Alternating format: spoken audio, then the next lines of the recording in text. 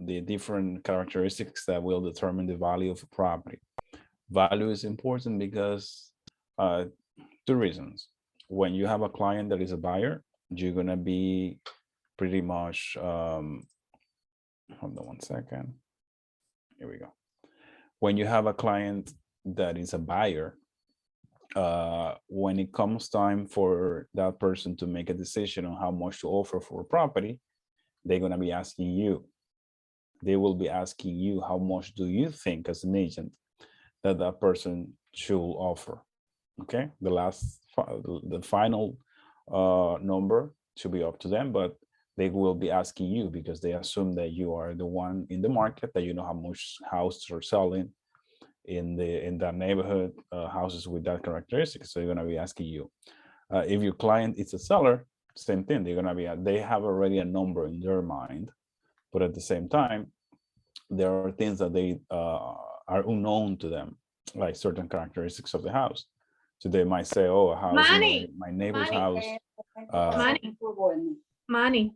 No se ve nada, nada más se ve evaluation, pero no se ve nada on the screen. Oh yeah, I haven't. Yeah, no, that's normal. I haven't. I haven't done. Thank you for the for letting me know, but I haven't done anything. I mean, I have to click on it too.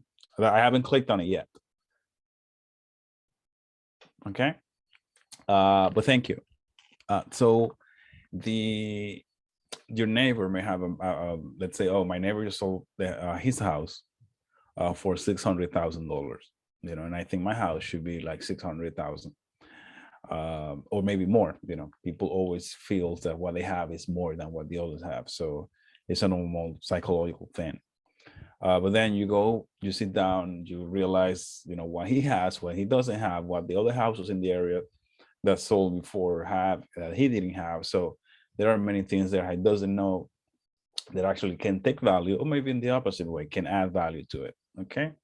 So it's important to also understand the difference between the value and the price. Okay. When it comes to value, value is what a person will pay for something, and the price is the actual price a person paid. So value, when we talk about value, we say, oh yeah, it's almost like when you are looking for a job, right? So you feel like, oh, I took all these tests, or I mean, all these classes, all these certificates, all these diplomas I have, and for me, I mean, they should be paying me, I don't know, $60,000 a year. Okay, so but then you go to all these places that are looking for someone, and there are so many job openings, or there are very few of them, and there is very little demand for what you have. So therefore, they are not willing to pay what you think you're worth in terms of value. Therefore, the price will be what people is willing to pay, the actual price that person pays. So the same thing happens with real estate. Person say, oh yeah, my house is probably worth $600,000. But if all the houses in the neighborhood sell for 500, then your house is probably not $600,000. Okay. So also the other term in the bottom there says cost, refers to cost, to define it as money needed to develop, produce, or build something. We already know, the cost of a cell phone is probably, if they sell it to you for $500, it probably cost $25 to build it, or maybe $65 to build it. In China, ship labor, they bought all these materials, millions of chips that cost them nothing pretty much, to put inside the cell phone. So at the end of the day, they didn't pay anything. That's their cost. But when it comes to price, then they sold it to you for a big number. So when we talk about valuation, it's important that we talk about appraisals. Okay, and what are appraisals? We mentioned them at the beginning of the class when we're talking about different careers that you can develop in real estate. And appraisals is one of them. What appraisals do is that an appraisal is an opinion of value of a property. It can only be performed by a licensed real estate appraisal. So in New York State, you need to take an estate exam before you can become a licensed appraiser. And of course, you must have an experience, work under the sponsorship of another appraisal, etc., etc., etc. Okay, so what they do is that they're gonna go to real estate, house, building, land, and they will take under consideration many characteristics, physical characteristics of the piece of real estate, also characteristics of the neighborhood, to take basically make an opinion of value of the property. When it comes to you guys, once you become agents and you go and sit down with someone that would like to know how much their house is worth, you're gonna be performing what they call a CMA, or a competitive market analysis, okay, which we will be defining. Before we get to that, we just want to get a little bit more deeper into what appraisals do. They usually use three types of methods. One of them is called the sales comparison method. The other one is the cost approach, and the third one is the income approach. And each one of those methods are used depending on what you are trying to evaluate. So the first one, the sales comparison approach, it's used for residential properties. Go back for the other screen for just 1 second. Sure. This one? Yes. Okay. Oh, you're writing it. Okay, I'm sorry. Remember, I'm sending you all this. But it's good that you're taking pictures. You can take pictures of the screen or whatever you need. Gracias, doña. Let me. Okay. I saw it. You can find your wallet. Okay, so we are looking at the first one, which is the sales comparison approach. As you can see, sales comparison approach. And what this one does is that it uses comparison of properties in the area that either recently sold or are on the market or that expired in the market. Let's say like Kai put her house in the market for 6 months, a year, and it didn't sell. That all that information is still available in public records. Okay. Same thing with properties that just sold. Mercedes put her house in the market and it's still available for look at how much it was in the market for. And more or less it gives you an idea of how things are. That, you know, if your neighbor's house or the house of your neighbor's client that has the same characteristics of your house was in the market for a year, like 2 months ago, 2 months before, and it didn't sell, then you must assume that, you know, whatever price they used wasn't the right price, or there may be something else. Okay, but the sales comparison approach uses at least 3 comparisons. Okay, which we call like that, comps. Okay, comparison uses at least 3, and they must be as close looking as possible. When I say close looking, means that they have to kind of look, you know, the difference or have to be minimum. Well, like we can see here in the example, on subject number 1, which is that will be, let's say, your client. So Kai comes to my house and says, because I invited her over, I said, listen, I would like to know how much you think my house is worth, how much do you think I should put it in the market for. Of course, when someone asks you how much, they are actually assuming that is a price for which they're going to be able to sell the house quick. You know, it's not spending 4 months, 5 months trying to sell a house. So the first one that you see here is 1 car garage house. Okay, 1 car garage, 2-story. So what you're going to be doing is, and I say you're going to be doing, but in reality, okay, I just need you to learn this, how it works, right? Because in reality, the computer does this for you. Okay, computer does this for you, but they use comparison. Comparison number 1, as you can see, is a house that's the same type of house, but it doesn't have a garage. So it's missing something. In this case, is the garage. So what it does is that takes into consideration what it will cost to add a garage to the house. So here is using an example. Let's say a house without a garage is $190,000, and adding a garage is around $5,000. This is just an example, right? So you add that which is missing to try to bring it as close to your subject property. The second comparison, this one is basically the same house. I mean, it's almost the same.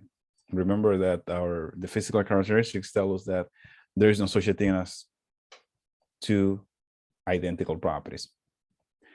But for this comparison, this one it's almost identical, right? So equal base, I mean, this is equal to the base, so do not need to adjust, which means that this house sold for 197,000. Okay, so there is no need to add or take from this property. There's no need for adjustment. So you're gonna keep, you have 195, then you have 197. Okay. The third one, as you can see here, has two car garages, the same type of house, but it has two car garages. So in this case, you have a little bit too much. Okay, you have one garage extra here. So in order for you to try to make it as similar as the one that you're supposed to get the price from, you're going to subtract that, the 5,000 of the cost of adding that extra garage. Okay, so then you have an opinion of value for that house of around 201,000.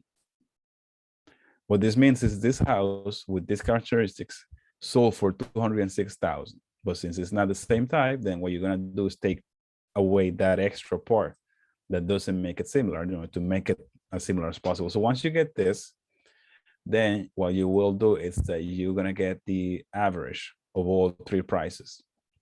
And that's what you are going to offer as a final opinion of value.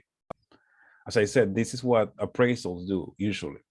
For you guys, and we usually use in the CMA, it's very similar, but it's all done computerized. So once you get access to MLS, you're gonna be able to just input the property of your client, and then it's gonna give you all the information by itself. So, but I just need you to know how this works. Okay. Then we go here. This is another example of we're talking the same thing we're talking about before. Direct sales comparison approach. Let me put this out here. Okay.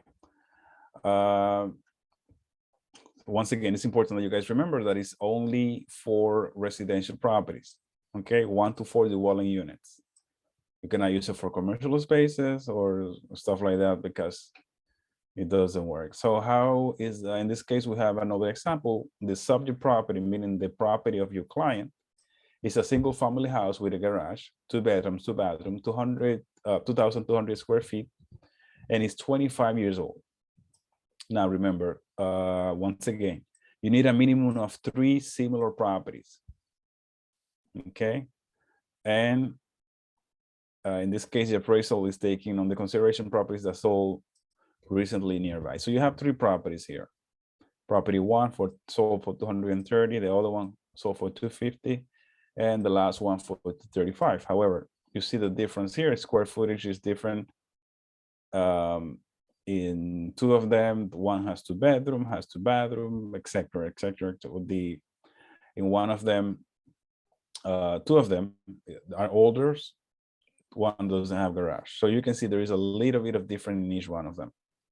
Okay, so same thing. You're gonna look at what's that makes it different, and then you will start taking off, meaning subtracting or adding, depending on what is it gonna be needed to make it as similar to your subject property.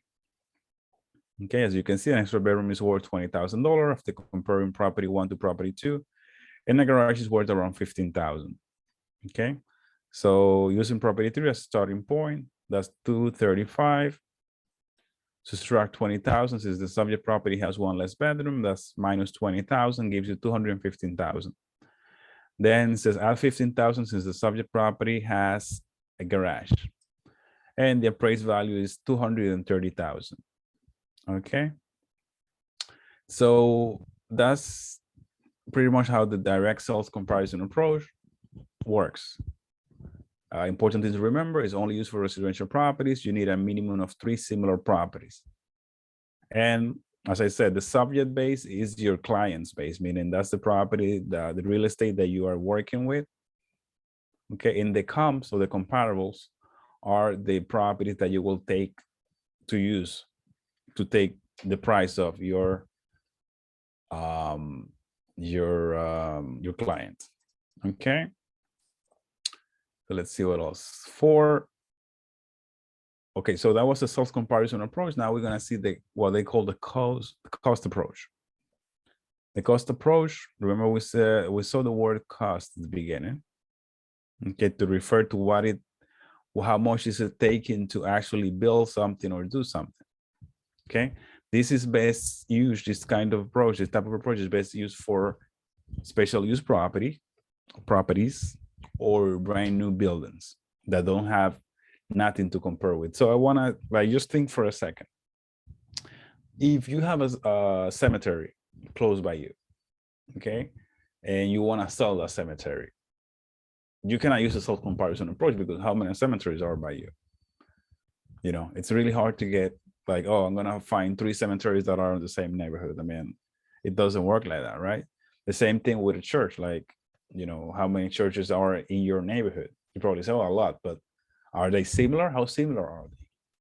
And this is the issue why we cannot use the sales comparison approach for certain properties, like a special use property, okay? Or brand new buildings, because they don't really have much that you can compare with in order to get a price for it. So how does the cost approach works? Well, you have this little formula that you have here, okay? It uses or takes into consideration the replacement cost, which is the cost of building the functional equivalent. Meaning, if you have let's say you have a school, okay? And the school has been there for 25 years. Okay, now finally the district built an old school and they don't need that building anymore. They want to sell it. So how do they figure how much sell it for? So they do the replacement cost of the building. Okay, how much would it cost to build that building today, minus the accrued depreciation. So depreciation that it has been accrued until then. I mean, it's a 25 years old building, you know, it has certain things that that is taken under consideration when it comes to depreciation, which we're gonna see in a few minutes, and plus the site valuation, which is the value of the land. Meaning, if it's sitting on a piece of land that is worth 300,000, you're gonna add that to the replacement cost, what it costs to build that building minus depreciation. And that's gonna give you the property value. Okay, let's look at a quick example here next. So we have here an example of a cost approach. And in this case, well, it's actually giving you, it's used to value especially properties such as new construction, government buildings, places of worship, and school. Didn't show cemetery, but we already know that that's a specialty property, I'm sorry. So we are looking here. The subject property in this case is a high school right here. And it says the high school has 45,000 square feet. It's 20 years old and it's built on a 20,000 square feet lot. Okay. So to determine the replacement cost, we are going to first look at the replacement cost. How much would it cost to build this building like today? How much would it cost? So you figure the material. So usually appraisal have like a value per square footage. How much does it cost to build per square footage of a commercial construction in certain areas? Like New York City, Manhattan is different than Queens or Brooklyn. You know, it costs more. So there is something called the market rate for new per square feet. So if you tell someone, oh, 20,000 square feet, I'm sorry, 45,000 square feet, like we see here, per $36 square feet of construction. That gives you a total cost replacement cost of $1,631,000 with 250, no, 1,631,000 with $250. Okay, that will be the cost of replacing that whole building, like build it new. Okay, so you take that, and then that's going to be minus the depreciation. So the depreciation, the appraisal does is research. So he figures more or less, the amount, the type of materials used, 20 years that has been, alive, let's say, in the building. And his research shows that depreciation should be around $346,000 with 250. So you subtract that from the cost of replacement, gives you 1,285,000. Okay. To that, you're going to add the value of the land, and a 20,000 square feet lot in this land where it's sitting in the neighborhood, it costs around 282,000. Okay. For the land, as you can see here, you can use the sales comparison approach. So you go around, see what other properties or pieces of land has sold for in the area, and then you figure, well, this is what it cost, what it will cost if I decide to sell it with no building on it. So in this case, if it was figured that it's 282,000, and that gives you this amount here that I cannot really see because it's the computer is blocking me. Let me see how much it's saying. Okay, let me, I need to, yeah.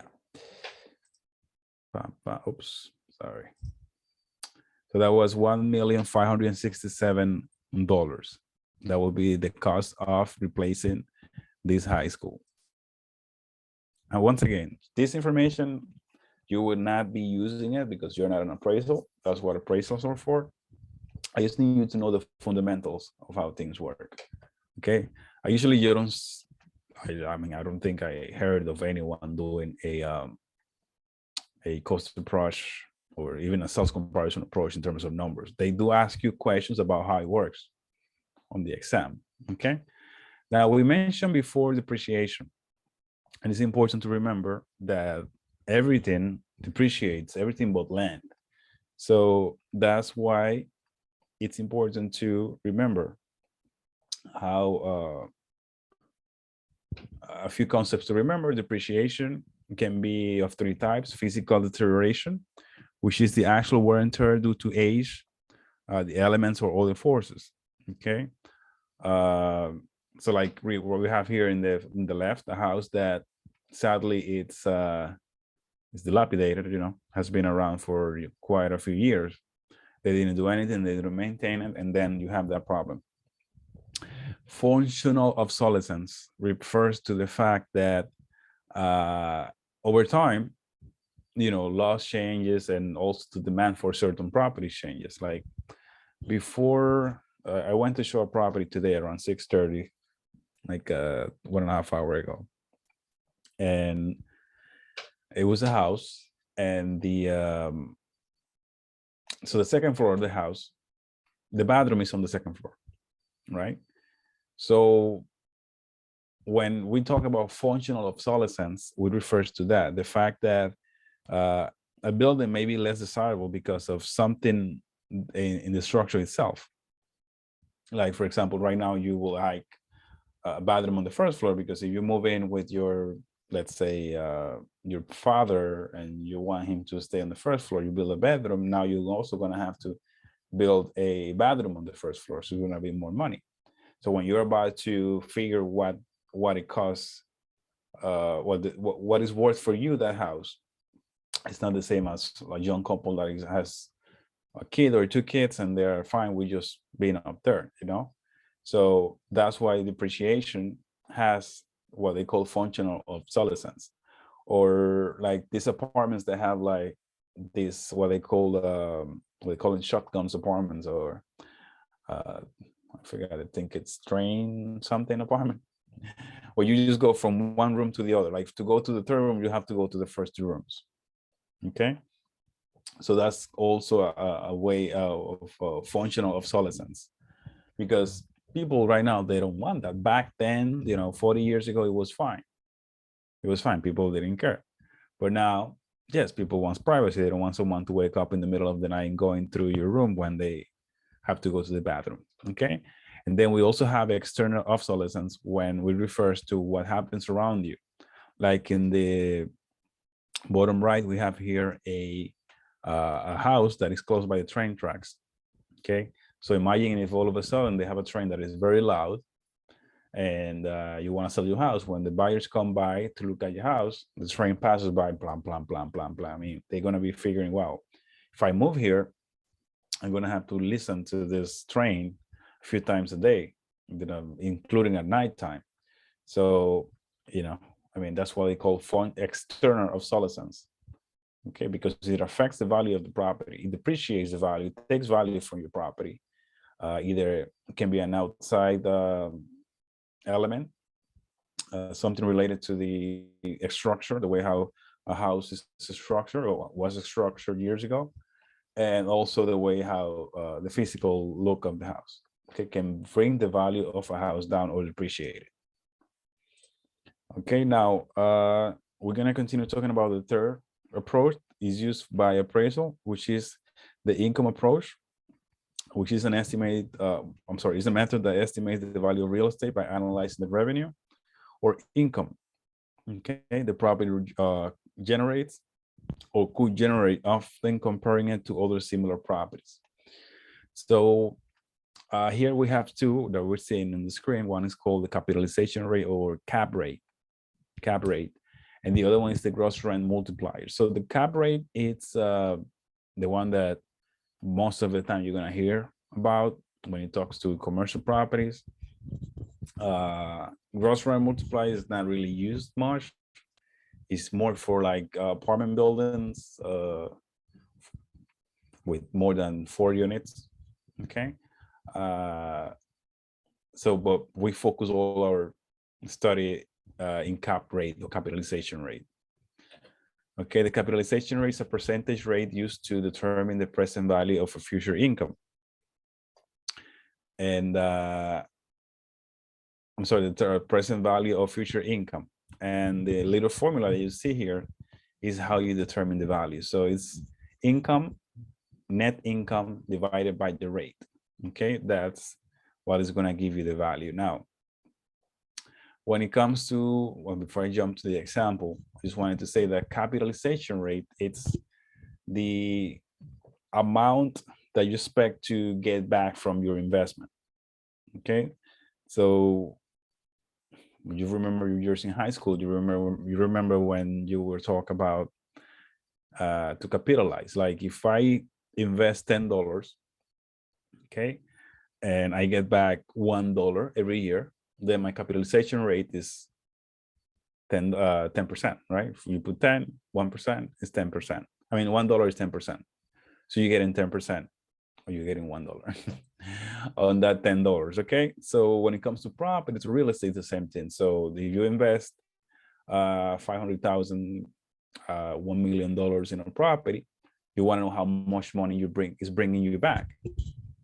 And the only way to figure that out is knowing ahead of time how much the property is going to give you, okay, before you invest in it, because that's going to determine the value for you.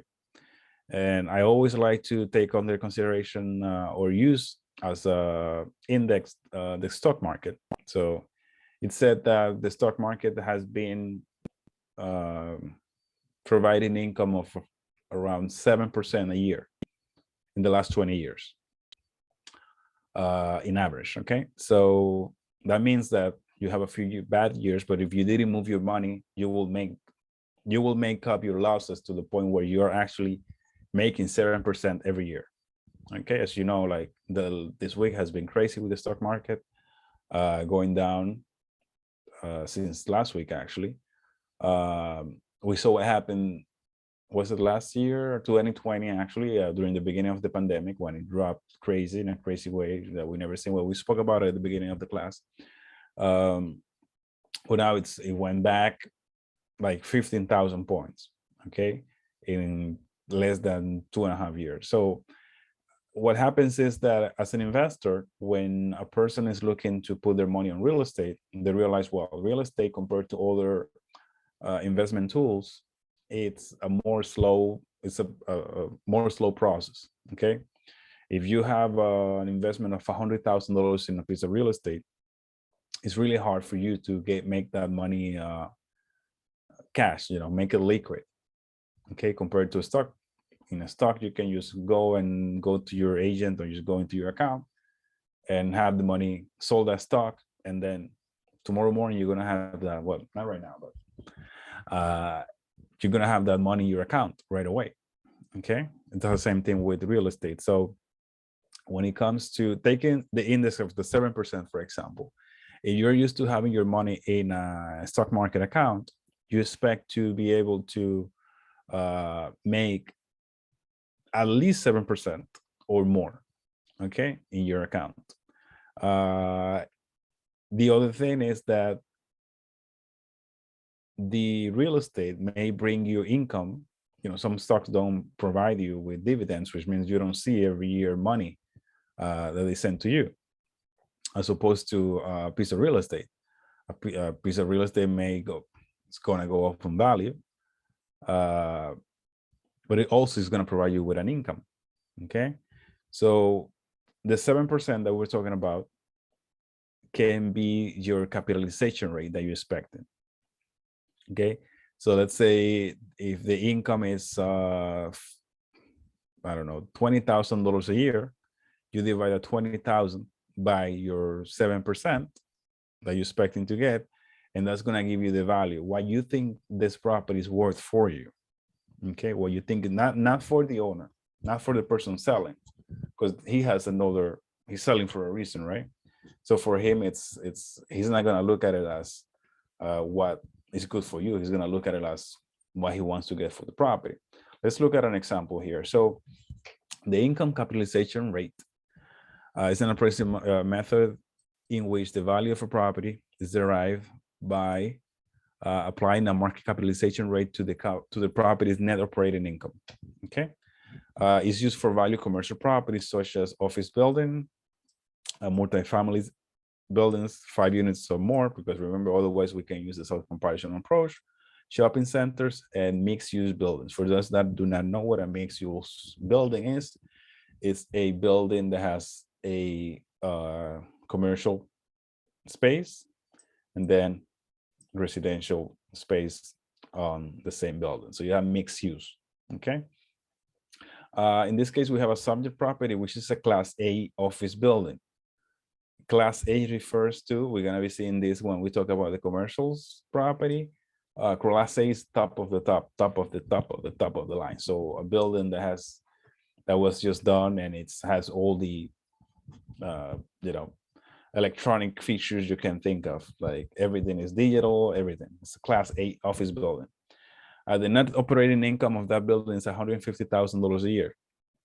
Okay, so when we talk about net operating income, or what we refer to as NOI, remember that NOI means net operating income.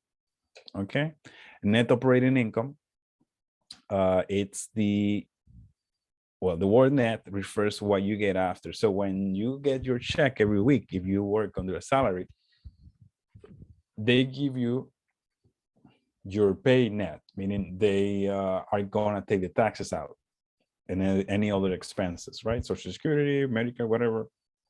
They're taking that out of your check, and then they give you the leftover, or your net income. So in the case of income approach, first you will to figure the net capitalization rate, you need to always use the net operating income, which is going to be, in this case, it's saying that is $150,000 because it's taking the effective gross income, and the effective gross income is the same thing. So, it's what they will pay you. So they pay you, your salary is $3,000 a week, and then they only give you $1,500. That means they took $1,500 from your check to get you to pay that in taxes, right? In a property, in a real estate, when we talk about effective gross income, refers about the revenue that the property produces. So let's say rent, right? All the rents that are produced are effective gross income. If the people pay for, let's say, getting into a parking lot and they have to like put coins or stuff like that, or they have to pay for a vending machine or stuff like that, that's extra money. But effective gross income is all that. Now, minus the expenses to keep the property, you know, maintenance and all that kind of stuff. That doesn't include taxes or any kind of mortgage you may have in the property. Okay, but that gives you the NOI, or the subject, the net operating income of the subject property, which is your client's property, and that's $150,000. So based on, okay, the capitalization rate or the cap rate, the percentage of the investment the investor will receive each year from the net income of the property, okay, 6%. Okay, so the cap rate is written as a percentage and varies per property type, per market. So maybe this property that we're looking in the screen, as I say, is a Class A building, top of the line, but it's top of the line in Manhattan. Okay, and people will pay big money for it in Manhattan. But if that same property was in Virginia, somewhere in Virginia, maybe people will be paying less, maybe half of the rent. Okay, so if that's the case, then the capitalization rate wouldn't be the same. Okay, the 6% will be maybe 4%. Okay, so that varies depending on where the property is located.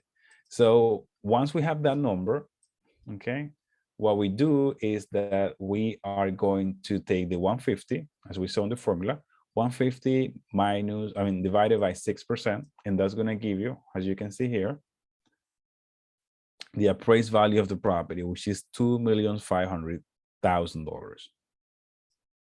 Okay, that's how it's determined using the income capitalization approach, which is the most used cost approach for investment properties.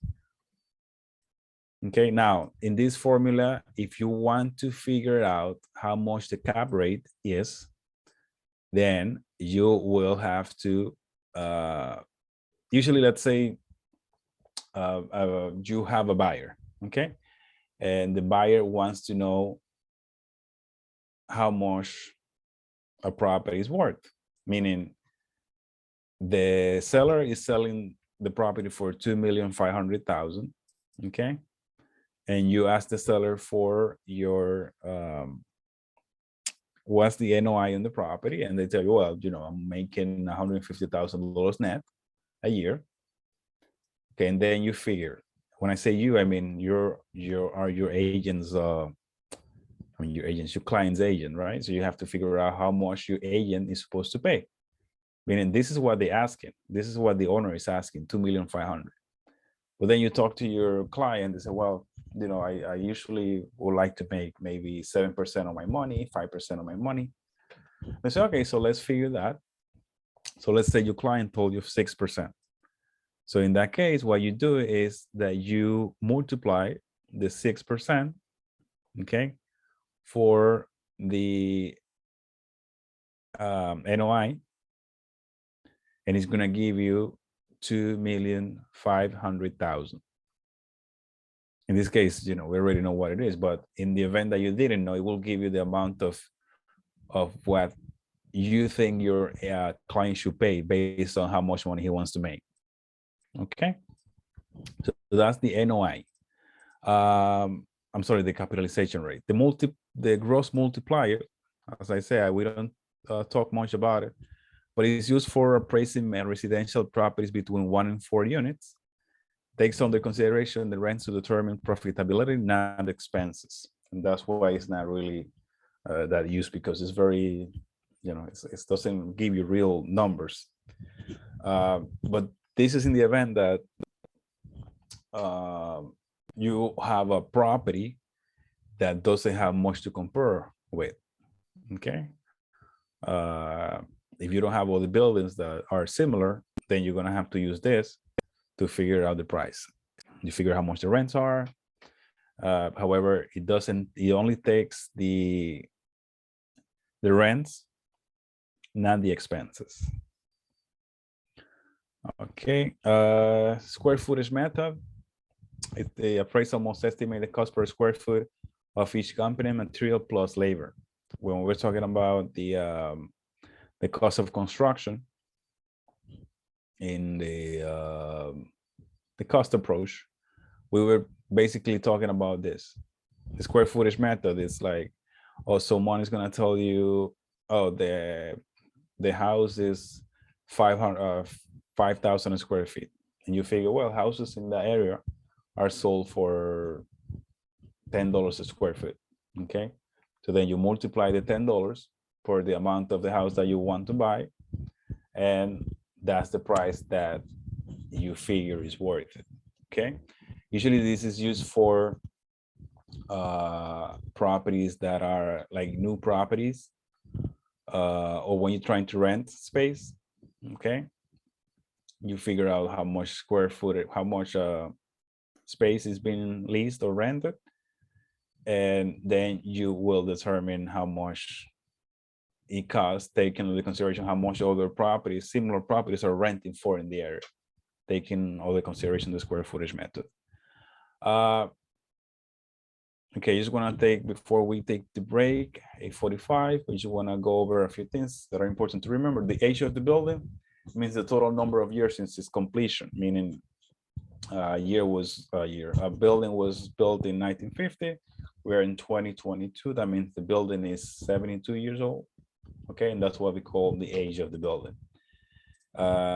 Another concept that is important to remember, what they call the principle of regression, which says that the price of the better home in a neighborhood is lower than what it might be in a comparable neighborhood.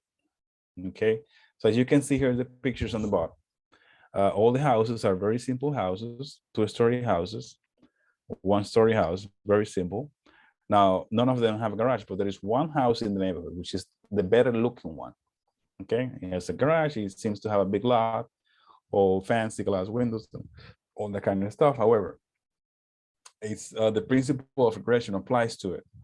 Okay, and that means that the price of the better home in a neighborhood is lower than what it might be in a comparable neighborhood. So means that you will not get more money for the house just because you invested a lot of money in it, more than what you expect to get. Okay, because people is gonna try to take on the consideration the houses in the neighborhood that are similar in order to come up with a price for it. If they don't have anything similar to compare with, then they're gonna come up with something on their own. Okay, now you have also the opposite. Okay, the principle of progression, where the price of the worst home in a neighborhood can benefit from being in a neighborhood with well-kept properties. So in this case, it benefits you if you have, let's say you end up with a house in a beautiful neighborhood, but the house is dilapidated, like in really bad condition. Okay, that means that, okay, people is looking for houses. They're gonna look at your house and they know it's in really bad shape, but at the same time they figure, you know what, I can definitely fix this house and make it look good. Okay, so it's definitely worth whatever they're asking for. Of course, you cannot expect that you're gonna sell that house for the price of the other one, but you know, people looks at it in a different way. Okay, let's see if we have anything now. Okay, another concept to remember is what they call the BEL, or the building economic life, which is the period of usefulness that a building has, which is the cost of the building minus the depreciation. Okay. Let me see. Okay, so let's take a break right here. Okay, does anyone has a question right now? Mercedes, Tatiana, Yelisa? No. Tatiana? No, No, I'm I'm good. okay. Okay, great. That's great news. Okay, so let's The new topic is interesting for me. the what? It's very interesting because I always have my witness with the next topic after the Okay. break. Great. Okay. Okay, so let's go with some questions before we take 2 minutes to go to the bathroom. What do you ladies think about that? You know what, before we do that, let me, I promise you, I was gonna start working on the information for the test. So I'm going to take a quick look at that. Let me bring you ladies with me here right now. So, okay, so the link is eAccess New York. Okay. Usually you're gonna go to here. I'm just gonna type this on the chat, and then I will type it also on the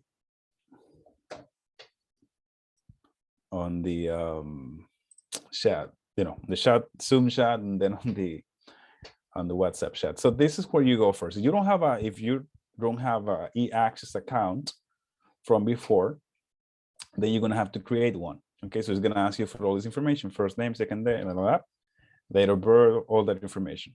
Then it's gonna ask you to have a security question. Okay, make sure you do this. You know, some people have issues to complete this application. Sometimes it's the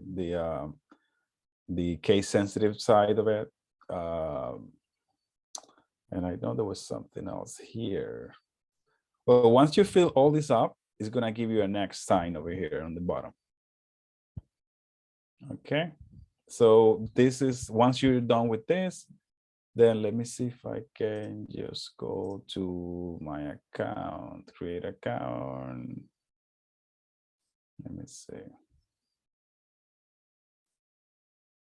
Nope. I don't even know what my account is. Let me see if it's this one. Nope.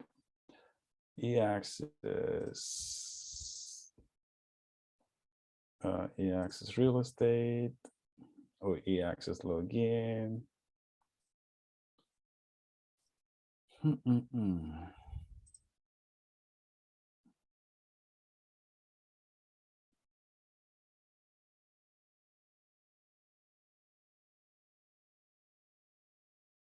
Well, once you create your account, you should be able to have access to it. Then it's going to give you the option to, let me see. Oh, I think it's, hold on. Once you do this, once you create your account, you're going to have access to, well, once you create your account, you're going to have access to your account. You're going to be able to click on and see the maybe here. Oh, here it is. Hello. Okay, so once you have access, you're going to see this screen that you're seeing right here. Okay, let me see, application status displays. No. Let me see, just a broker, blah, blah, blah, blah. Yeah, apply to take an exam. So you're gonna be able to go here, next step. Oops, apply to take an exam. Of course, you already filed for this. Next step, initial sales exam. This is what you're gonna be clicking on, initial sales exam, because you're gonna be a salesperson, right? So you're gonna click on here. I don't know. I guess I don't have that access anymore since I'm not a salesperson. Okay, so anyway, I guess well, you already know, initial sales exam. Then it's gonna give you, let me see if here. Nope. Okay. Yeah, I guess I don't have access. Oh wait, it's working, I think. But you click on initial sales exam and it's gonna give, oh, here it is. Perfect. I guess I can take the exam again too. It's gonna give you this page. Well, you're gonna be able to look for the location that is closest to you. Okay, so if you prefer to take it, New York City exam site is in Manhattan, 123rd William Street, second floor, New York. If you want to take it in West Hampton, Franklin Square, which is Long Island. Okay, it's not too complicated. And this is what we have so far right now. This is all the availability. They have availability all the way to April 29. And today's the 25th. So the next exam, the next available exam is the March 2nd. Oh my God, that's like a month. Well, this is in this location. And this is what I was talking to you before. You see how far out it is. I mean, we're going to be finished with this class next week. Then we're going to be doing some, going over certain things just to study, practicing. But the first option after that will be March 2nd. So almost like a month after you're going to have access. This is 9:30, 11:30, 2 o'clock. This is the availability on Franklin Square. Okay. Now, if you want to go previous step and you want to try the Manhattan one, for example, then you will go back or go and click on a different one. Let's say the Manhattan one to see New York City exam site.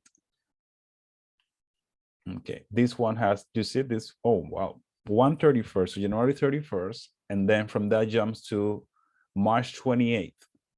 People, March 28th, not February 28th, March, that's 2 months, almost 2 months from the day that we finish our class.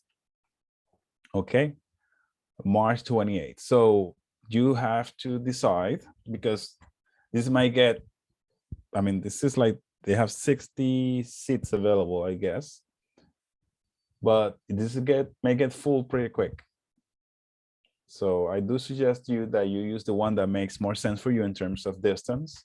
Okay, if you live in Queens, I do suggest that you take the Franklin Square one, which is, not too complicated in terms of parking, unless you work in Manhattan. But then you're gonna have to wait. Well, obviously you cannot take the 131st because it's already on Monday, and the other one is 2 months after that. So this is pretty much how you do it. You click here, click it, oh, by the way, that one only has 1 seat. You click on any of this, then it's going to ask you to pay $15 by credit card, put all your information, and then you're going to schedule your exam. And that's pretty much it. Does anyone has any question about this part? How long do you have up to take the test?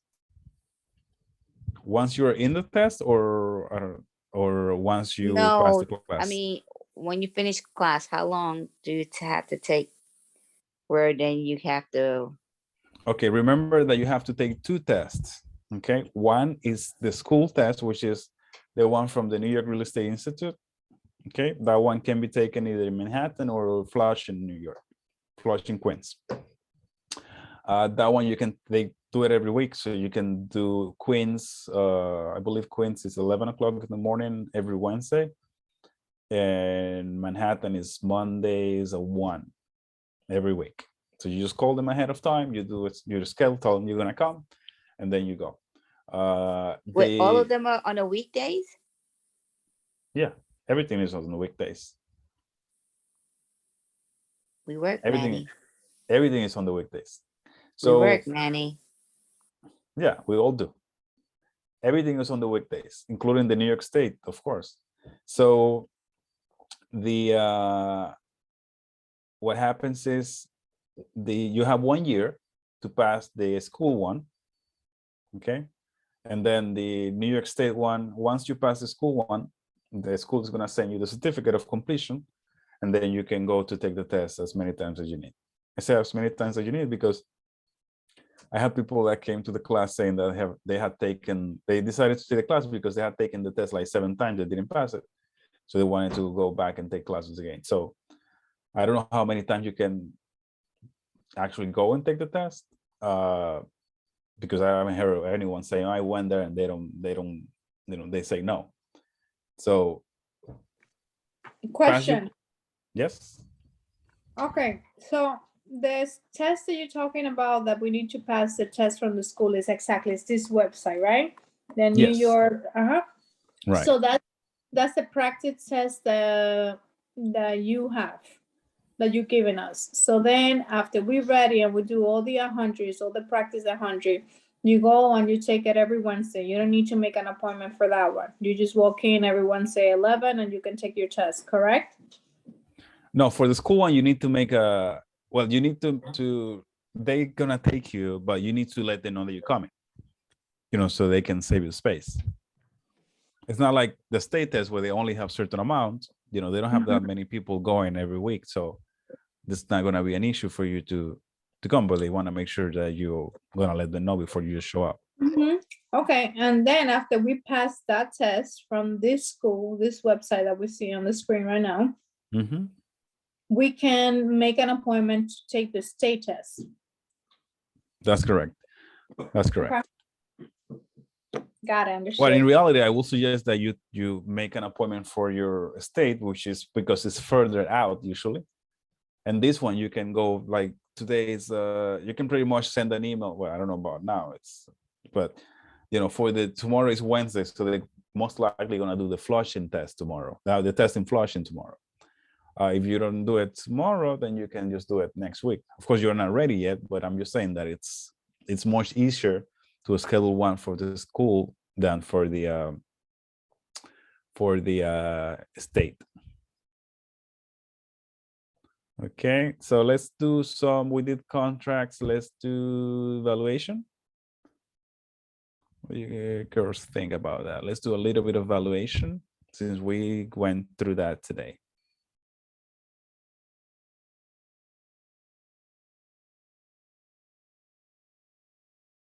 Okay.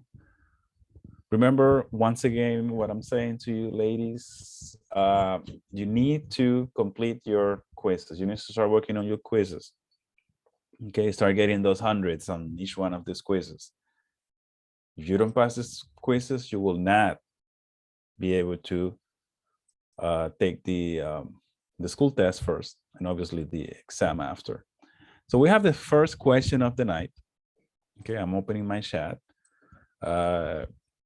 And it says, which home suffers from external obsolescence? Remember, we mentioned that when it comes to depreciation, we have 3 ways in which property can depreciate.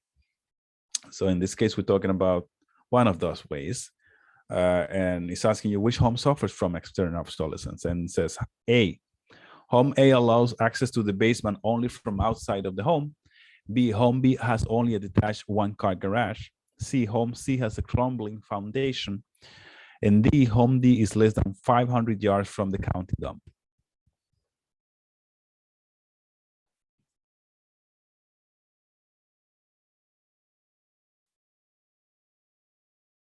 Okay, I got a D. I got a D from Kai.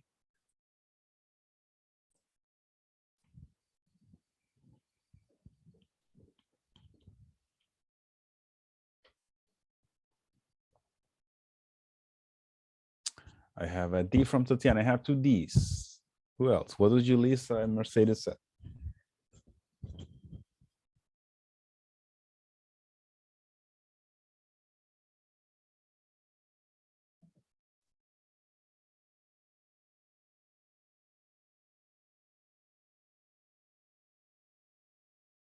Okay, I have a D from Mercedes. Okay, I'm gonna go with the D. Home D is less than 500 yards from the county dump. Correct. The answer is D. External obsolescence occurs when something outside the control of a property makes it less desirable. The factors causing the obsolescence may be economic, environmental, or due to location. Okay, very well done. Going to the next one. It says here, Steve and Jana bought an empty lot on a quiet street of a small 40 years old ranch homes. On the lot, they built the luxurious 2-story, 3,500 square foot home. A year later, when they put their home on the market, its value will likely be held down by the other homes in the neighborhood. This is an example of the principle of A, anticipation, B, balance, C, progression, and D, regression.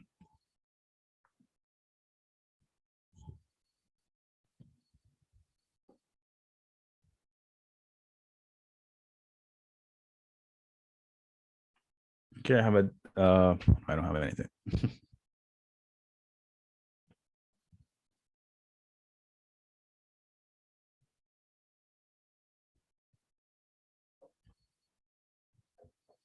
Okay, so I have a D from Kate and Tatiana.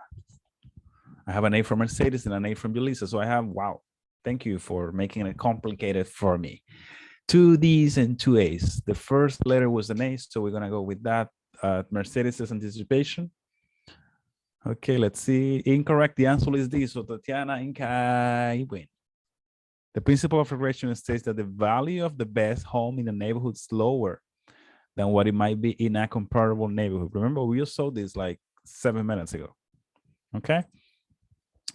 For which property will the gross rental multiplier method be appropriate? A, a single property home that is owner occupied. B, a duplex. C, a retail complex with 3 units. And D, an apartment building with 5 units.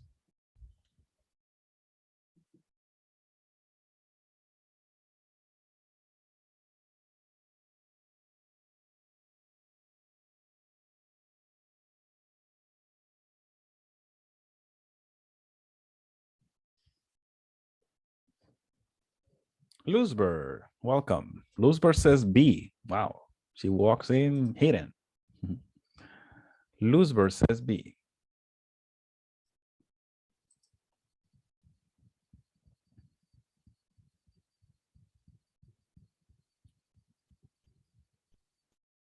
Anyone else? Julissa says D. I have a B and a D. I have a C. Thank you for making life complicated, ladies. I have a B, D, and C. I guess Kai and Tatiana are going to say A. No, I have 3 Ds. All right, let's go with the D then. An apartment. Incorrect. The answer is B. All right, let's see why. The gross rent multiplier method can be used only for residential rental property of 1 to 4 units. Only the duplex meets the criteria. Okay, remember that anything over 5, you use the capital rate. The capitalization rate, okay? So Luzber, well done. All right, let's go with the last one of the night. I mean, the night of this hour. The value of an improvement is equal to the amount the owner adds to the selling price of the home when the improvement is made, what it actually contributes in value to that piece of real estate, only what the owner spent on the materials necessary to make the improvement, and what it actually costs to make that improvement in both materials and labor. This is a common sense question. So read it very well. Luzber says D as in dog. What it actually costs to make the improvement in both materials and labor.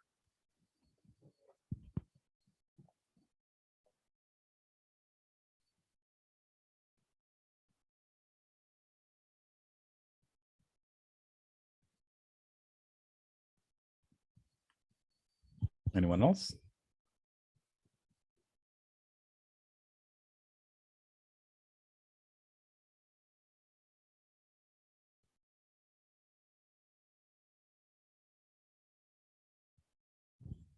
Mercedes says B.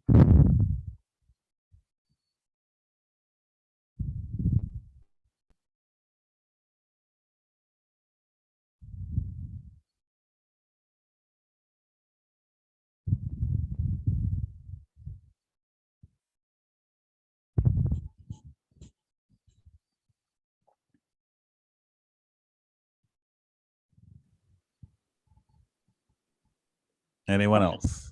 I put A, but it's not working. I don't know. You put A. Okay, so I have an A, a B, and a D. What this Kai says? What Kai says? Oh no, that's something else. Okay.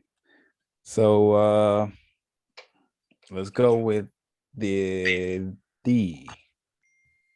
First letter.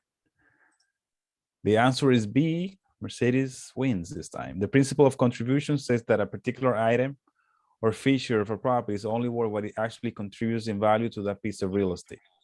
Okay, what it actually contributes in value to that piece of real estate. All right, let's go back to the class. Hold on one second. Someone has that will be Kai. All right, so stop share. Then we're gonna jump in. All right, hold on one second. In this part of the class, we're gonna be talking about deeds.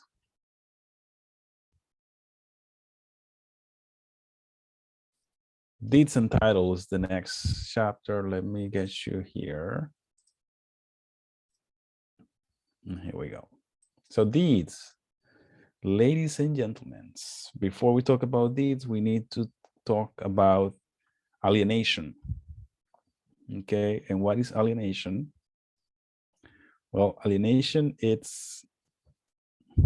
no, we're not talking about ET. Someone says ET over there.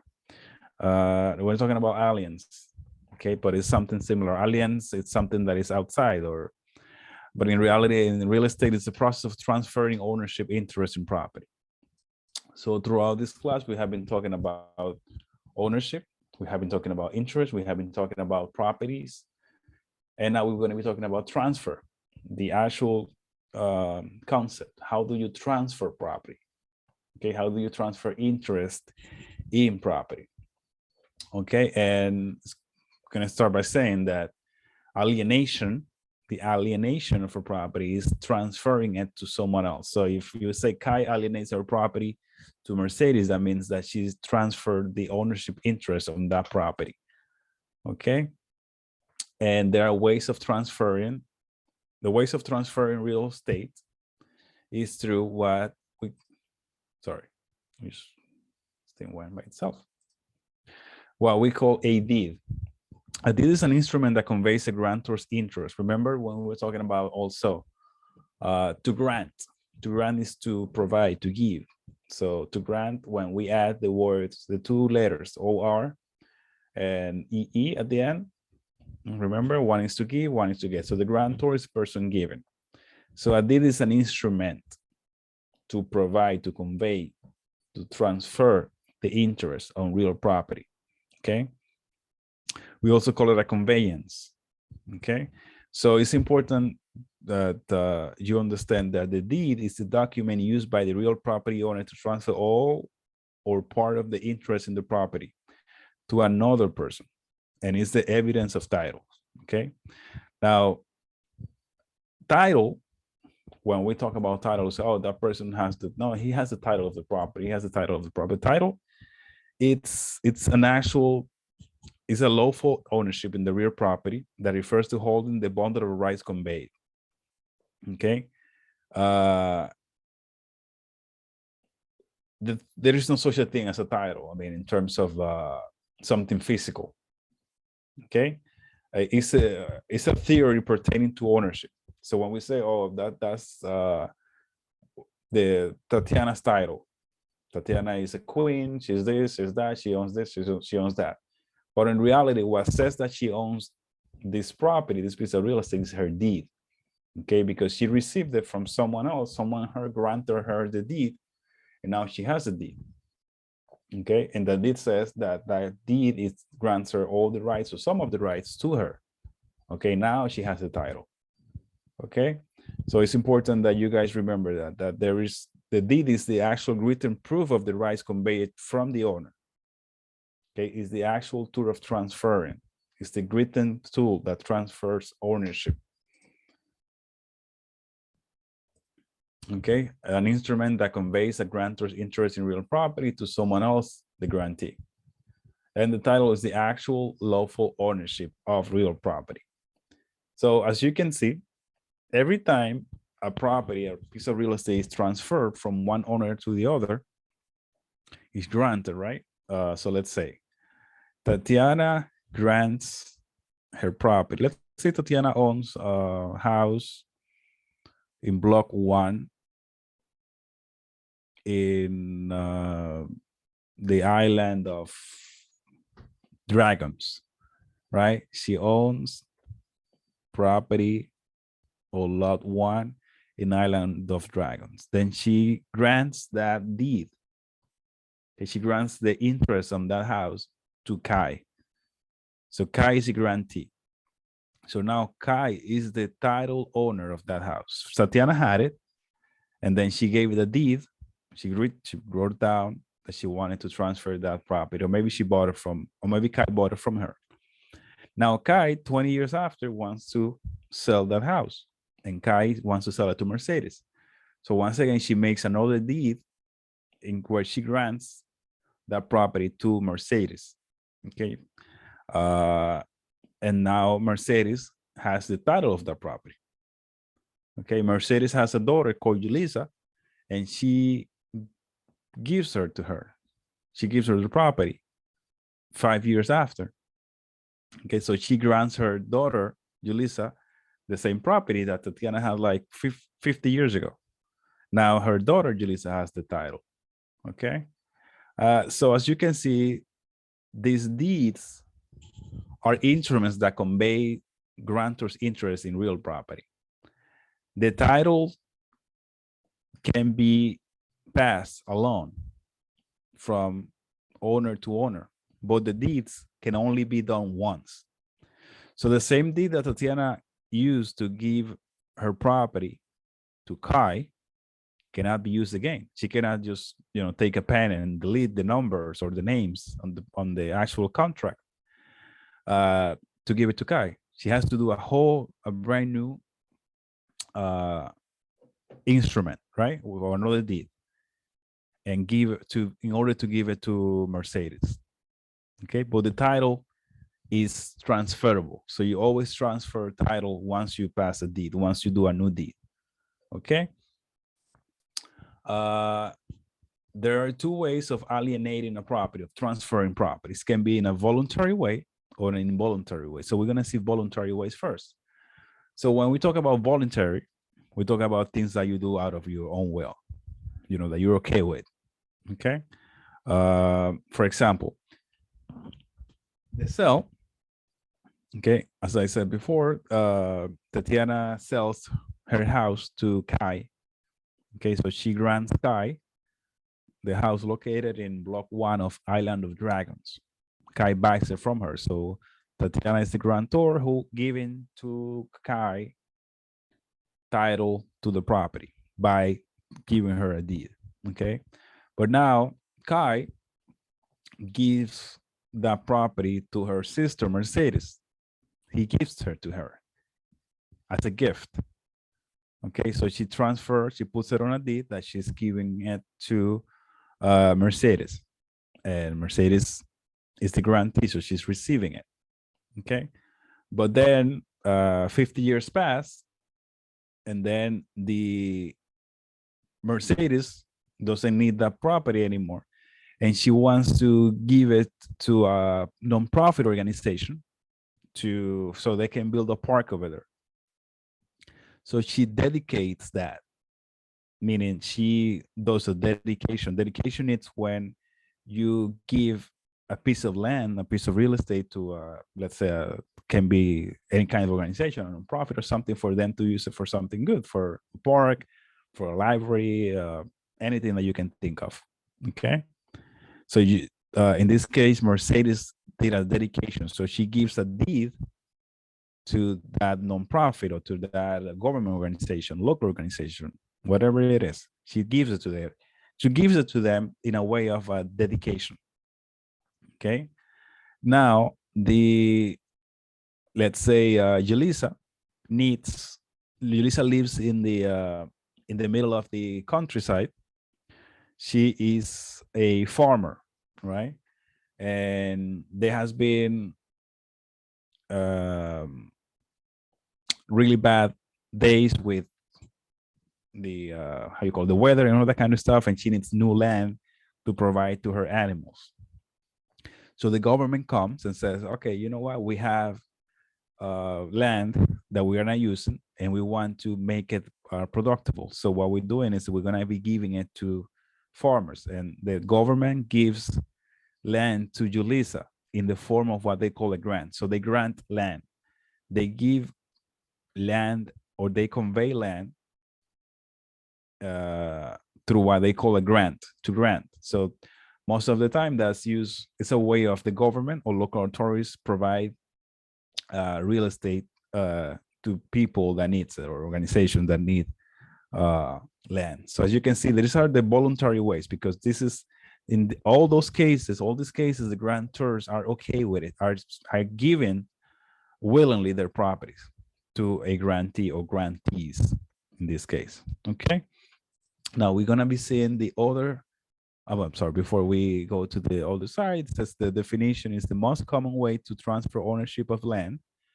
Voluntary alienation is an action which the property owner undertakes of his or her free will. Okay. Now, involuntary alienation is the transfer of title and an interest in real property against the will. Okay. Listen to this word: against the will of the owner, or without action by the owner, occurring through operation of law, natural processes, or adverse possession.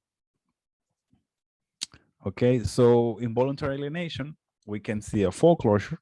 Okay, when someone has issues because they didn't pay a mortgage or they didn't pay the taxes, and then a court decides that the house needs to be foreclosed on. Okay, in order to pay the debt. So a public sale, it's commanded by the judge, okay, for the a sheriff to take to actually take how you call it, to take it to a public auction. And then once that happens, they will transfer the deed. Okay, this is what they call the sheriff's deed, where a government office or a court will actually grant the rights of that property to a person in a legal way. Eminent domain, we heard about this when we're talking about easements. Okay, when we're talking about eminent domain, we said that it's the right that the government has to take over property or real estate property from people for the public use. Okay, so they need to build an airport, and your land, it's occupying an area that they may need for the tarmac or for one of the terminals, and they understand that they're going to need that in order to complete the project. So they're going to come to you and tell you, listen, I need to take 500 square feet or 5,000 square feet of your land. Here's the money. Okay, see you later. Okay, that's called eminent domain. It's a right that the government has. Adverse possession, we also saw or spoke about it when we're talking about easements. And it's a New York State, remember, it's 10 years after having an open notorious use of a piece of land. Okay, that's adverse possession. That's another way of involuntary alienation, because you're not looking forward to lose your property. You're not looking forward to lose property, but because the law says that after 10 years of allowing this situation to happen, then you can just basically that property can end up with a deed where it grants her part of your property through the adverse possession. Accession, we spoke about this when we're talking about the rights, the water rights. Okay, and we were saying that one way of getting properties was also through a natural process, as you can see here. When the waters, if you live close to a body of water, okay, accession is an addition to property through the efforts of man or by natural forces. Okay, so you end up with more properties because the waters recede, the water go down.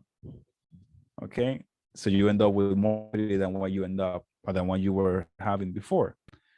The river probably got dry, and then you end up with all this dry land that is now part of your property. Okay, so legally that's acceptable. Okay, so those are the types of involuntary alienation. Those are the ways in which you or your client may end up with property without then pretty much having any control of it.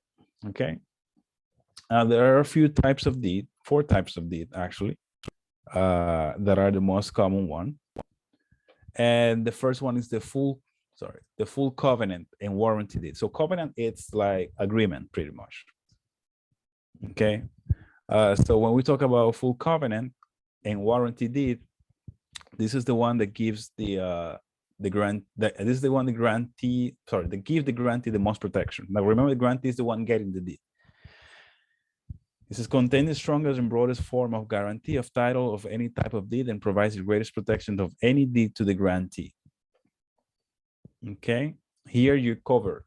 If your client gets this kind of deed, they don't have to worry about anything in terms of anyone coming after and saying, oh no, you know what, I own this property, blah, blah, blah, I have this lien on it, mechanical lien, blah, blah, blah. Okay, it's purely clean.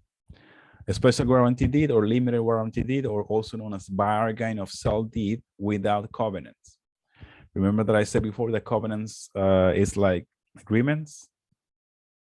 So when we talk about without covenants or limited warranty deeds, we already know that we're talking about that the property doesn't have the most protection as the original one. In this case, it says the grantor only warrants title during the time he or she owned the property, not before.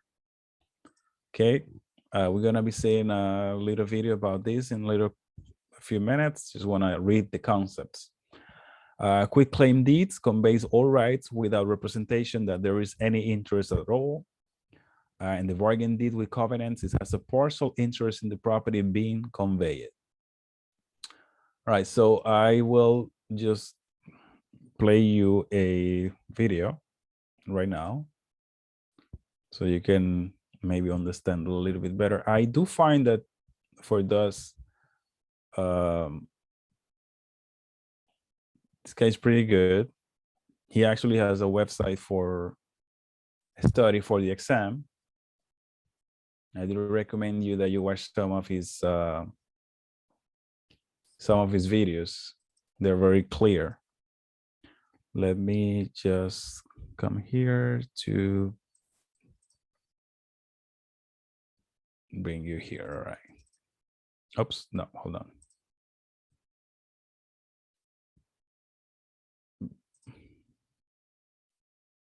Okay, perfect. Form, a deed contains the deed represents evidence of the transfer. It is a legal document that transfers property ownership rights in real estate. In its most basic form, a deed contains the signature of the person transferring the real estate, the date of the transaction, the names of the party involved, and a description of the property being transferred. There are a few different types of deeds for different situations. But today we are going to focus on the general warranty deed and the special warranty deed. Let's begin with a question. What is a warranty deed? A warranty deed gives the grantee a warranty or guarantee that the grantor does actually have legal title to the property. The seller, who is the grantor, is promising the buyer that, yes, I do own this property and I have the right to sell it to you. Note that recording is not a requirement for a warranty deed, but if recording is going to be done, the document must be acknowledged. Warranty deeds are kind of a big deal because they provide the buyer with title protection from the seller. In addition to guaranteeing their ownership of the property, the seller warrants that the property is free of encumbrances, except those noted in the deed itself, which can be things like easement, zoning restrictions, and subdivision deed restrictions. And the protections in warranty deeds are granted whether the seller and the buyer are individuals or businesses. This is why general warranty deeds and special warranty deeds are both good options for real estate sales where commercial or residential properties are transferred between parties who don't know each other. Ownership is transferred from seller to buyer with certain guarantees against future problems or claims, which protect the buyer against fraud. Both types of deeds guarantee to the buyer that the seller owns the title, that the seller is legally allowed to sell the property, that the property has not already been sold, that the property is free of debts or other claims, and that the seller is responsible for any faults with the property. A general warranty deed. With the general warranty deed, the grantor is responsible for any breach of warranties and guarantees, even if the breach occurred without their knowledge or during a period when the grantor did not own the property. That's what makes a general warranty deed so great. The seller is guaranteeing that there are no issues with the title going all the way back to the original land grant. And if any problems do crop up, the grantee can sue the grantor for breach of warranty. This obviously puts a greater amount of risk on the seller, so title insurance is used in most transactions to help guard against possible claims and liens. Before a title company will provide insurance for a title, they will conduct a full title search and explore any other possible breaches. This gives the buyer extra peace of mind as both the seller and the title company have verified that title to the property looks clean. Special warranty deed. A limited warranty deed, or a special warranty deed, also makes the grantor responsible for any breach of warranties and guarantees, even if the breach occurred without their knowledge. However, where the guarantee in a general warranty deed covers the property's entire history, a special warranty deed only covers the time for which the seller owned it. While the seller must still defend the title against other claims and compensate the buyer for any unsettled debts or damages, they must only do so for debts and problems that happened during their ownership of the property. For this reason, special warranty deeds are only used in special cases where a general warranty deed is not a good option. Well, I hope this video on warranty deeds has been helpful. If nothing else sticks with you, just remember that a general warranty deed offers general guarantee and the most protection as it covers the life of the property, while the special warranty deeds are used in special cases and protect for one period of ownership, the period that the seller owned the property. This is Joe from Prep Agent. Until Okay. That's great. My camera is not working. Well, I guess you won't be able to see me for the rest of the night. Okay, let me just go back to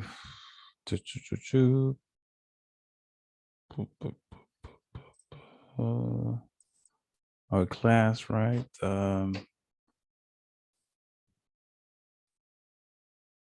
Okay, so we already saw what these two means. Let me just go over. hello. What is that? Okay. All right, so you are looking at the screen.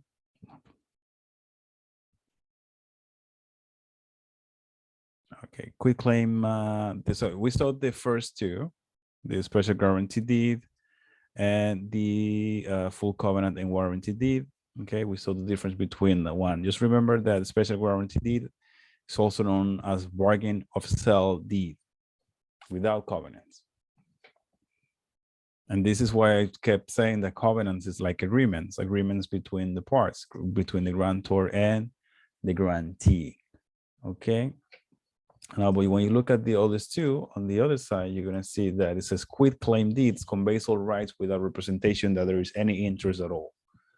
So it's pretty much a deed that doesn't convey any interest, any doesn't represent any interest on the property at all. So this happens a lot when someone is trying to like buy a property in a quick way. Let's say someone is in foreclosure.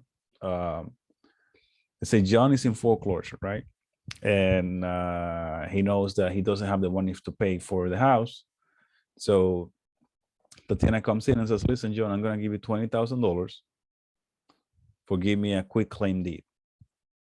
And then I take care of the, the mortgage and everything else.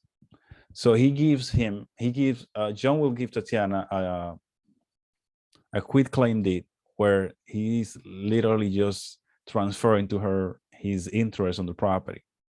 But at the same time, he's not responsible for the mortgage that is on the property and any other situation that may be on the property. So the property still has an encumbrance on it. And Tatiana cannot sue John because she knew already that the issue was there. So now Tatiana has to figure out the way how to deal with the bank to get rid of the, the foreclosure that is being executed on the property. Okay. And the bargain deed with covenants, it's pretty similar to the warranty deed, not the full one, the limited warranty deed. But in this case, you have a partial interest in the property being conveyed. So in this case, it happens when you are a co-owner of a property. So you can, let's say you are in a property with your sister or your brother, and you wish to transfer your section of. Remember, we were talking about that when we were talking about transfer of ownership, and we were talking about co-tenancy, about tenants in commons and that kind of stuff. We saw what happens, how you can divide property. And so when you want to sell your share of a property, you do give a bargain deed with covenants because you only have partial interest on the property that is being conveyed. Okay. There are a few elements that are required to make a deed valid, because a deed at the end of the day is a contract. So first of all, the names of the parties. So you're going to need the person that is providing the deed, that's the grantor. So let's say Tatiana is giving a deed to Kai, and then you're going to need the, let me see if I find here. Hold on one second. You're going to need the consideration, which is the,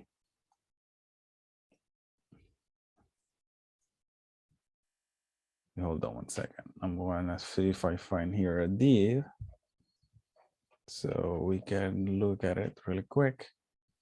You have the consideration. You also have the granting clause, which is the one that says that you're given your real estate, you're granting it to someone else. The legal description of the property. Remember, we're talking about the legal description when we're talking about contracts. So let me see if I see here.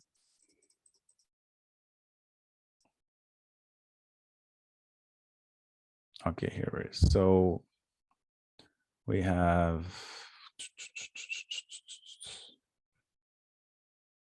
one second, here we go. So I'm going to bring you here.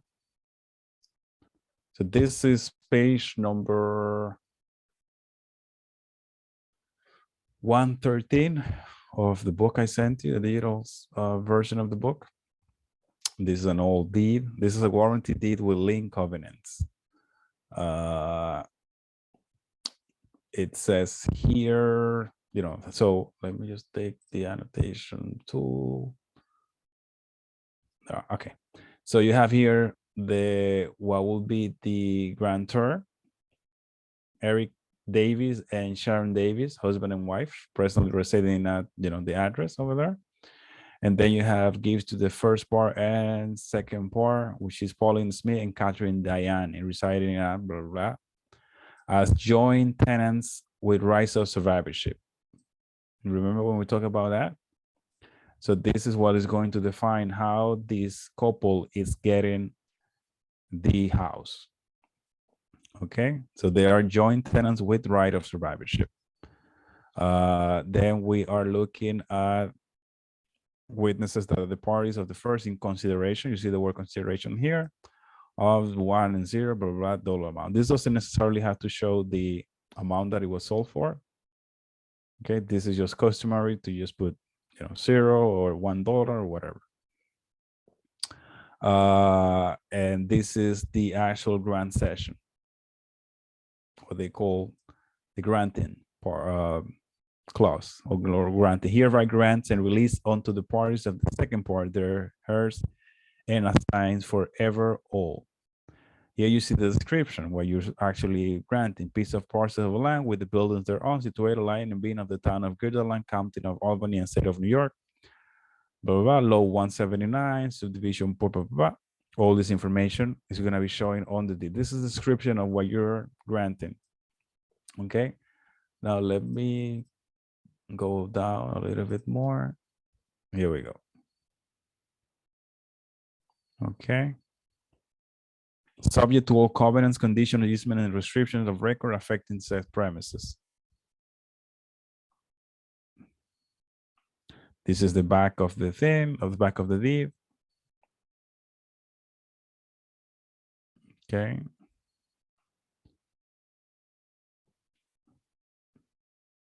And this is what we call the acknowledgement.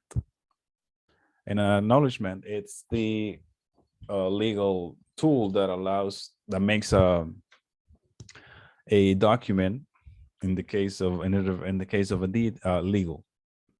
So what it does is that one notary public signs or acknowledges the signatures of the grantors. Okay, as you can see here, these are the grantors, Eric Davis and Shannon Davis. They are the ones, but as you can see, there is no signature here of Pauline and the other person that ended up with the property.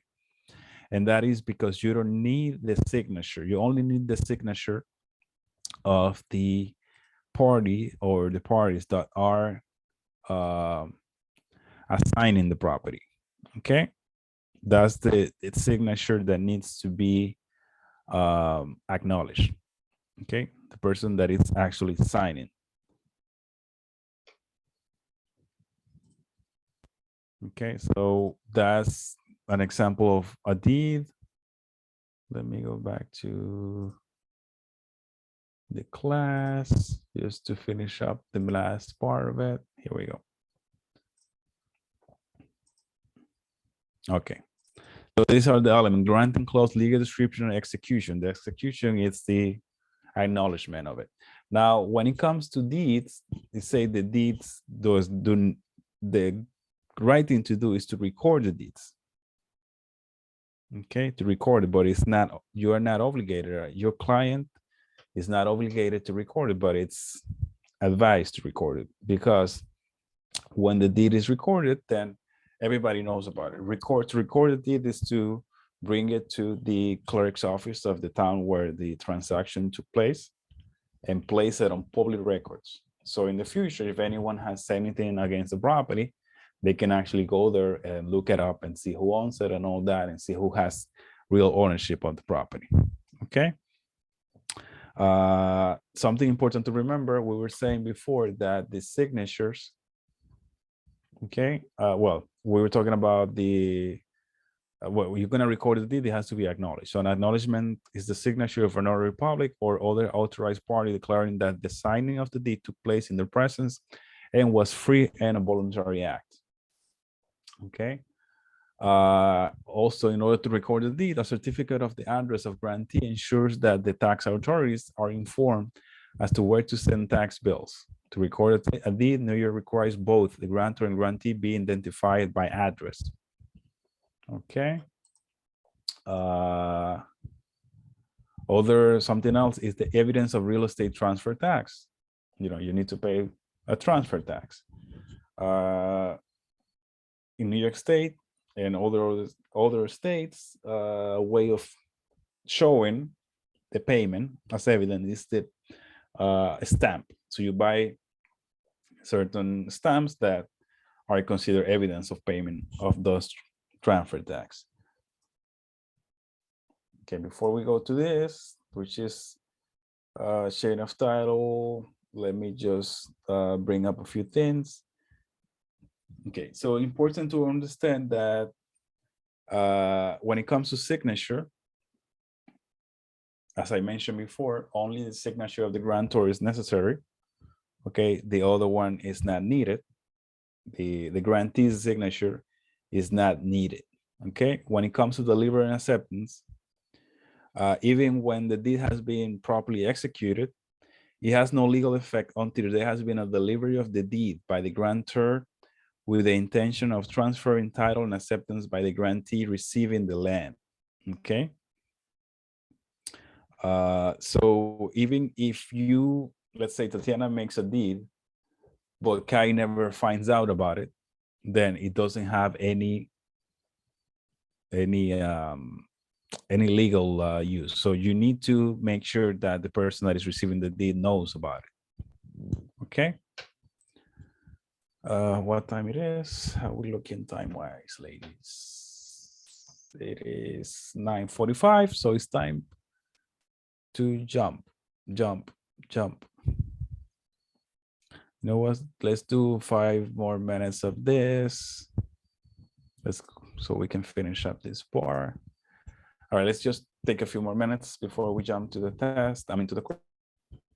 So when we're looking at these and the process of getting a deed and transferring a deed, let's say you already found a buyer for your client's property, then there's this whole process. You don't have nothing to do pretty much with this process. You need to understand it because you want to know, you want to be able to explain to your client what's happening while he's waiting for his house to be purchased, or is someone else to tell him when they can actually sit down and he can get that house. So this is what they call, there's something called the chain of title, which is a clear and unbroken chronological record of the ownership of a specific piece of property. I was putting the example before of Tatiana transferring her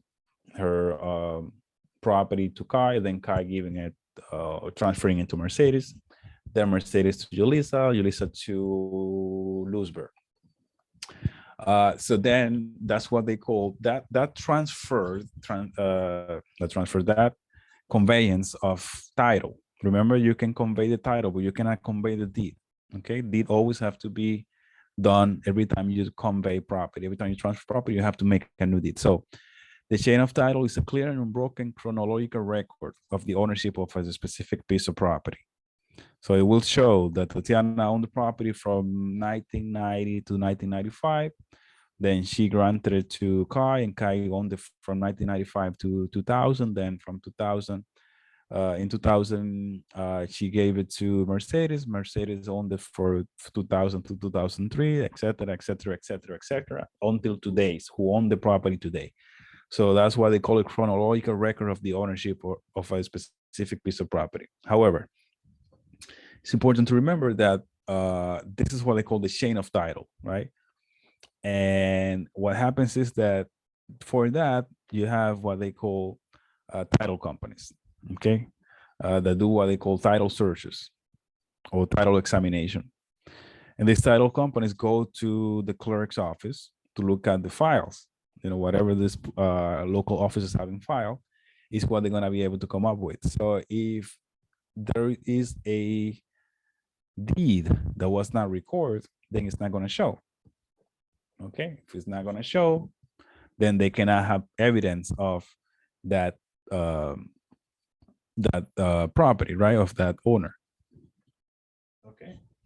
It says here, when conveying real property, the seller is generally expected to deliver clear title. Clear title means that if Tatiana is selling a property, she has to show us, or she doesn't have to show, but the title company is gonna have to make sure that what she is transferring to Kai is clear, meaning it doesn't have any other owners that we don't know about, you know? So also known as marketable title. So marketable title, clear title is the same thing. A title search, also known as title examination, is necessary to determine ownership and the quality of the title prior to conveyance.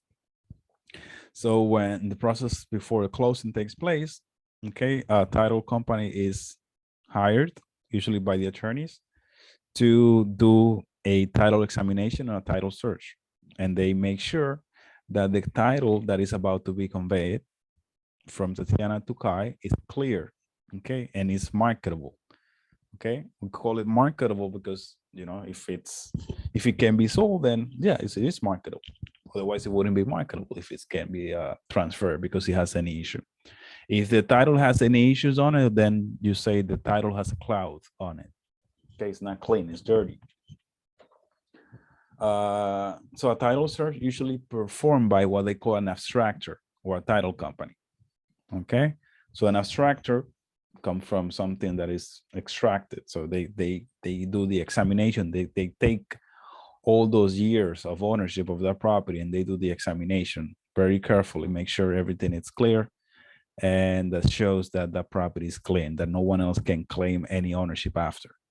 So it says starts with the chain of title and results in the creation of an abstract of title. Okay, a few concepts that are important to remember in this unit, what they call equitable title. And it's an interest in property created on the execution of a valid sales contract. So equitable title is the first thing that your client's gonna get when they make when the offer is accepted and they actually give a deposit. Why do we say the person end up with equitable title? Because if Tatiana is selling her house to Yulisa, let's say Tatiana is selling her house for 500,000.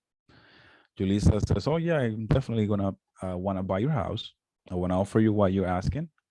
And I do want to make this, how you call it? I do want to offer you a 10%. So 10% of 500 is $50,000, right? So she gives, Julissa gives Tatiana, or puts in the Tatiana's escrow account, attorney's account, $50,000. That $50,000 is a deposit that she's going to put towards the purchase of the house. So Tatiana already has technically $50,000 from Julissa, even though she doesn't have her in her account because it's in the attorney's account. But that money is going to go towards the purchase of the house. Okay, so Tatiana already made a promise that she's going to sell the house too. So at this point, Tatiana has a legal title, but Julissa has equitable title of $50,000 because she already paid a 10% of what the house is supposed to be worth. Okay, so an interest in property is created on the execution of a valid sales contract, equitable title. Another concept to remember, I mentioned it a few times, is that the deed cannot be transferred. Like, as I said before, you cannot take a deed and delete the grantee and change it, or delete grantor and put the grantee where the grantor was and that kind of stuff. No, once you transfer a property once, that's it. You're gonna have to do a new deed. However, titles are transferred every time you transfer. Every time you make a new deed, a title is transferred. Okay, another concept important to remember is something called the cessation guarantee in a deed. So when we're talking about full guarantee deeds, there are a few guarantees that are provided. Okay, that the grantor warrants to the grantee. Okay, and cessation guarantee in a deed, it refers to having both possession and title of your property. Okay, so what that means that when you give a deed to a person, you do when you give a full warranty deed, you give them one of the guarantees that you give is the cessation. Sounds Japanese, right? So that means that person is having possession and title of real property. That doesn't happen when you get, for example, a sheriff deed most of the time, because when you go to an auction and buy a property that has been sold by the courts, they will give you a deed, okay, that only guarantees, it has a limited guarantee on it, and it doesn't give you possession of the property automatically unless the property is vacant. If there is someone in the property, then you're going to have to go through a legal process of getting, evicting them out of the house. Okay, you do have title, but you don't have possession of the property. Okay, let me see. All right, we're gonna leave it over here, and then we will actually jump to. Does anyone has any question? I'm so sorry. My camera is not working, so I cannot see you. So does anyone has any questions? That means no. Great. So we are going to go to the test. The test, the deeds parts 1, deeds and titles. And I'm gonna bring you here with me.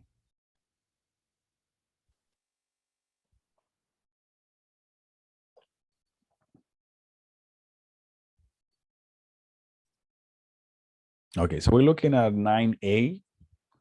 Okay, that's the 9A. By the way, talking about quiz and stuff like that, I still there are people that haven't sent me the homework. I'm still waiting for them. They know who they are. Okay. Okay, so restart quiz. Okay, no, this is not, we haven't seen this yet.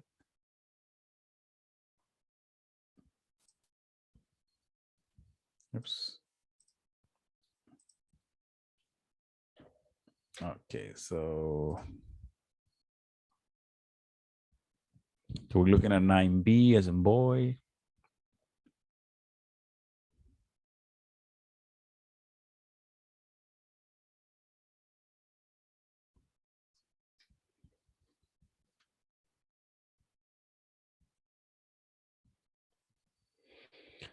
Dun, dun, dun, dun. All right.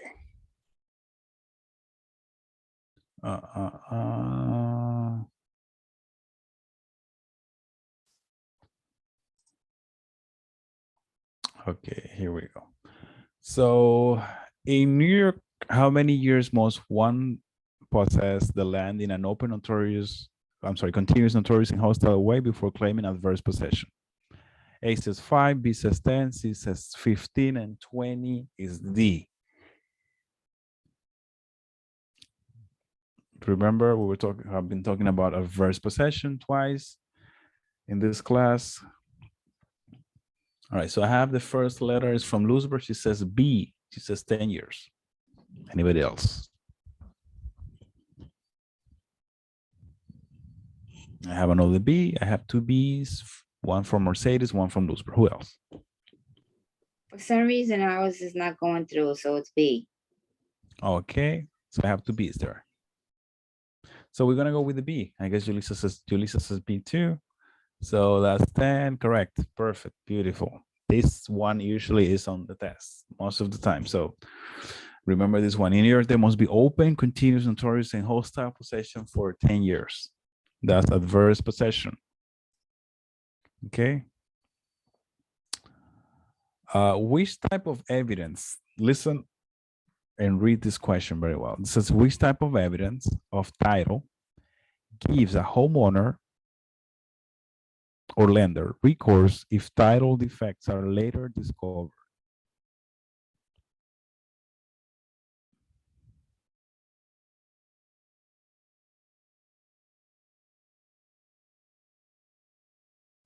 So for those that do not know,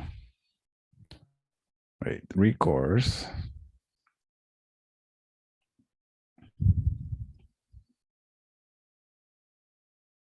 I want to see the best definition for a source of help in a difficult situation. Okay, Luzberg. Oh, I do have, I already have Mercedes says A, Ulysses says A, Luzberg says D. So I have 2 A's and 1 D. Blue Sky and Kai and Tatiana says. Okay, so I have 3 Ds. They said both Kai and Tai said D. Oh, Luzberg just changed to A. Great. So Luzberg. Okay, so A wins. It was winning the D, but A wins now. The answer is D. Luzberg just changed from the right answer to the wrong answer. So we actually didn't talk about. Sorry. No, I mean, sorry. Okay. Make sure you don't do like President Biden and leave the microphone open and start cursing me out. Title insurance is the only one that protects against the defects in the title. We didn't talk about title insurance, so I do apologize for that. But yeah, title insurance. So when you get a real estate, piece of real estate, property, house, usually you will recommend to buy title insurance, okay, in order to protect yourself in case in the future someone comes. Also, the lender, the bank wants to protect its investment in the property, so they ask you to get title insurance for that particular reason. They don't want someone to show and said, "Oh yeah, no, that property is mine." The property that the bank just provided $600,000 to the owner of the house, who is already in Hawaii, living his, living like a prince. There's a question here. These should be recorded in order to provide what? It says should, not must. Remember that. Should be recorded in order to provide A, actual notice to a buyer, B, constructive notice to the world, C, lease pendants, D, proof of ownership.